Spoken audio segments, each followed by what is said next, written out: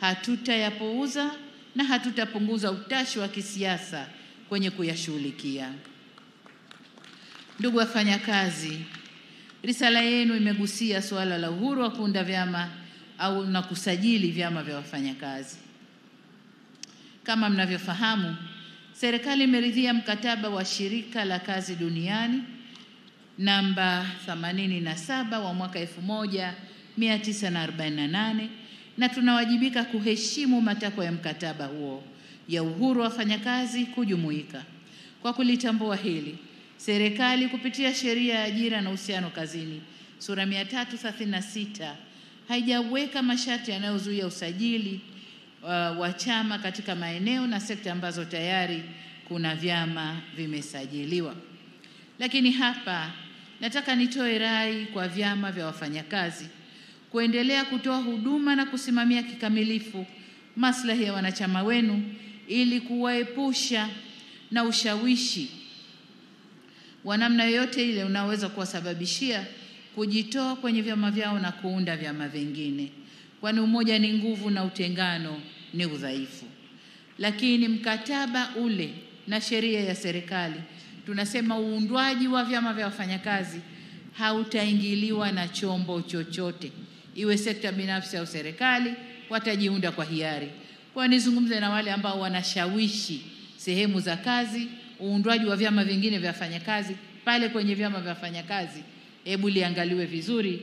Rais, naomba ulisimamie hilo pamoja na kamati yako, lisimamieni hilo.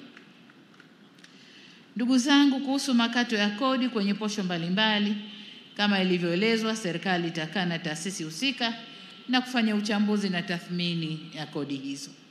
Ndugu wafanyakazi, mapungufu mlioyabainisha kwenye utekelezaji wa mikataba ya ajira hasa kwenye sekta binafsi, niseme kuwa serikali imepokea ushauri wa TUTA kuhusu kusimamia kwa karibu ajira za muda mfupi ili kuhakikisha zinazingatia viwango vya ajira zenye staha.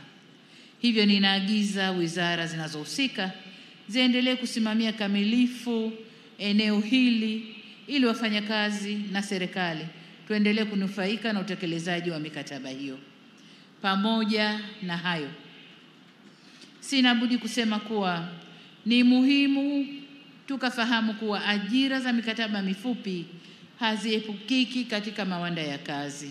Aidha, kwa mujibu wa sheria, wafanyakazi walioajiriwa katika masharti yoyote yale wanastahiki haki zao zote za ajira, wawe mikataba mirefu, wawe mikataba mifupi, la maana ni stahiki zao kupatikana kama zilivyo.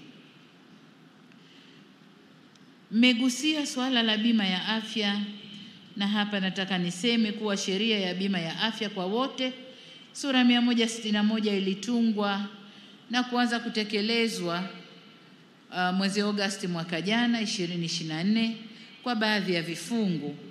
Ili kuwezesha utekelezaji wa sheria hii kikamilifu, serikali inaendelea kushirikisha wadau na makundi mbalimbali ya wananchi, kufanya utambuzi wa kaya zisizo na uwezo, kuboresha mifumo ya utoaji wa huduma na kuandaa vitita vya mafao vitakavyokuwa na gharama nafuu kwa wananchi wote.